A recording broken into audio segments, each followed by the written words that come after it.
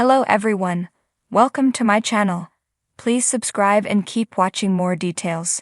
These One Chicago shows cracked the 10 most watched programs, but one fell short.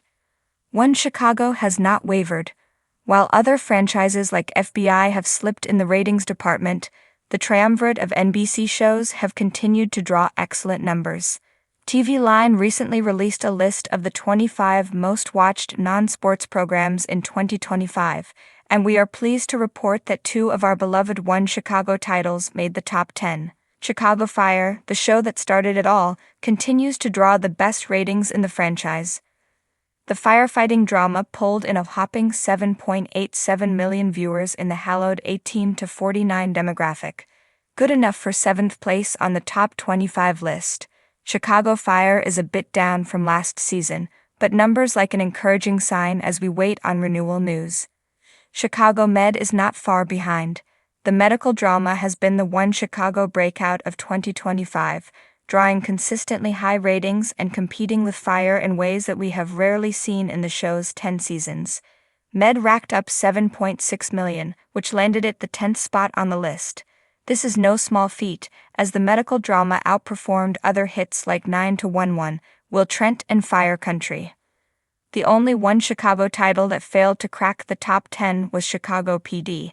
The procedural drama has slipped somewhat, in terms of ratings, leading to a season that has been described as unremarkable by some fans. PD still managed to pull in 7 million viewers, which was good enough for 13th place, but it's still worth noting that these numbers are down 10% from 2023 to 24. Having two shows in the top 10 and 3 in the top 15 bodes extremely well given that NBC is in the midst of figuring out which shows to bring back for the 2025 to 26 season. We've already discussed the ways in which One Chicago is in a better spot than some of its network peers that are on the bubble, like The Equalizer, which slipped down to 22nd place on TV Line's list. One Chicago is produced by NBC Universal, meaning its shows do not have to go through the very complicated process of renegotiating contracts with a production company each time a renewal is issued. One Chicago also has the benefit of being shot in one concentrated location, you can likely guess where, as opposed to, say, FBI, Most Wanted, and FBI International, which feature a range of different settings. Ratings and costs appear to be the biggest talking points when it comes to TV renewals, and we are confident that One Chicago is in good shape to continue its dominance on NBC. In a world where fire blazes, bullets fly, and scalpel-wielding surgeons fight for lives, the One Chicago franchise has always stood tall, fierce, dramatic, and unrelenting. But as the latest TV ratings were unveiled like the results of a reality show finale, a hush fell over the Windy City fanbase. Two of Dick Wolf's powerhouse shows made it into the top 10 most watched programs, but one faltered just outside the limelight, its sirens fading into the night. Let's rewind and set the scene. The Nielsen boardroom buzzed with excitement. Rows of suits stared at a massive screen that pulsed with data, bars, graphs, blinking numbers like a hospital monitor flatlining then bouncing back to life. The 10 most watched primetime programs of the year, a sacred list.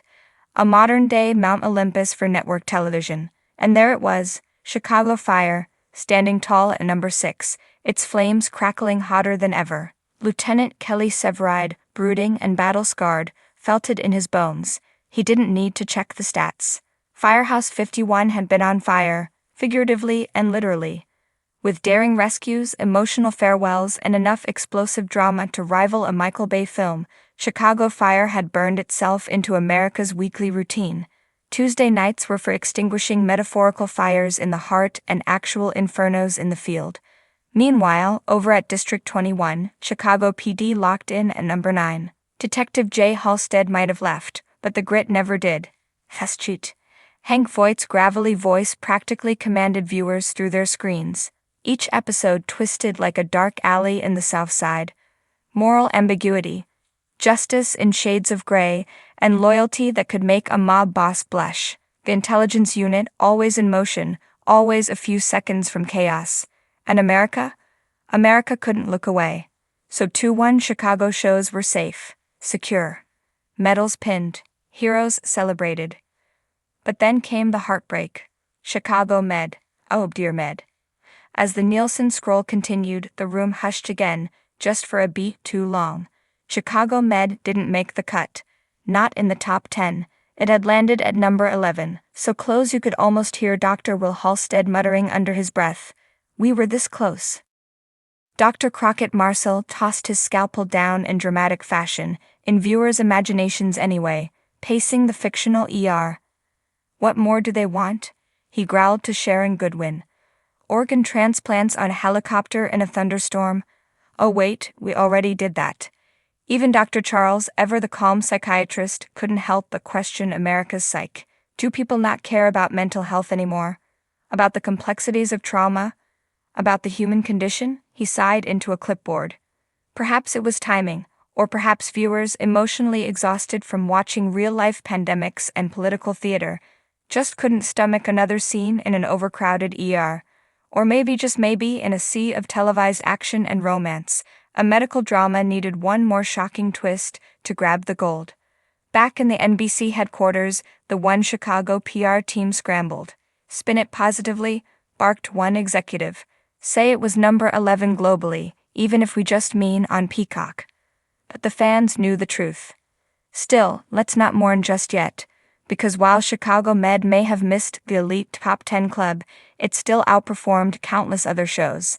It ranked above reality TV titans and new scripted darlings that burned bright, then fizzled like dollar store sparklers. It held its own. And that means something. In fact, the camaraderie between the One Chicago shows became its own story. Firehouse 51 sent over a tray of celebratory ribs to Med's break room. Voight offered his team's muscle if Med ever wanted to talk to the Nielsen folks. And the fans? They flooded social media, turning #JusticeForChicagoMed into a trending hashtag by sunrise. Some even imagined a wild crossover event to boost next season's premiere. A 5-alarm blaze inside the hospital, triggered by a mysterious suspect on the run, forcing doctors, firefighters, and detectives to work side by side while trapped in an elevator shaft. With only one working defibrillator and a dangerously low Wi-Fi signal. NBC, are you listening? Of course, Dick Wolf himself remained silent. The quiet wolf. He'd seen empires rise and ratings fall. He didn't panic, he plotted. And in the shadows of those numbers, the One Chicago universe began to stir again. Writers leaned into their keyboards with newfound purpose. Cast members whispered about scripts that would make the season finals feel like warm-ups. And fans, ever loyal, set their DVRs with the same anticipation as a holiday countdown. So what does it all mean? It means Chicago Fire still burns bright, Chicago PD still holds the badge of viewer trust, and Chicago Med, though just outside the top 10, is still the heart of the operation, still beating, still healing, still ready to fight for its spot. In the end, maybe falling short isn't failure, maybe it's fuel. Because in the city of broad shoulders and even broader stories, every second counts and the next season. Oh, it just might be the one to set the charts ablaze. Stay tuned, One Chicago Nation, because the sirens are still screaming.